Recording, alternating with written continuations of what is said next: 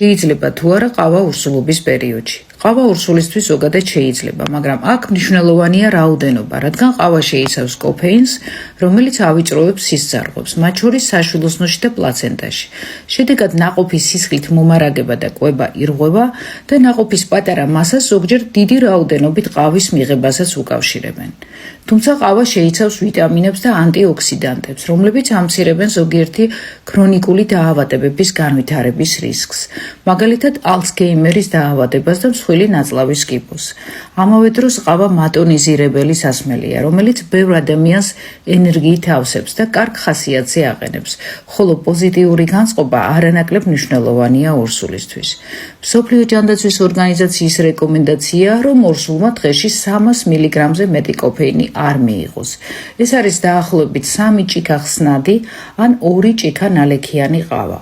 კვლევებმა დაადასტურეს, რომ ამ რაოდენობის ყავის მიღება არ ახდენს უარყოფით გავლენას ორსულისა და ნაყოფის ჯანმრთელობაზე. მაგრამ ისიც უნდა გავითვალისწინოთ, რომ კოფეინს შეიცავს არა მხოლოდ ყავა, არამედ შოკოლადი, შავი და მწვანე ჩაი, კოკა-კოლა. მაგალითად 300 მგ კოფეინი 4 ჭიქა ჩაიშია. ამიტომ ორსულებს მოგიწევთ არჩევანის გაკეთება: ყავა, ჩაი, შოკოლადი და რამდენი.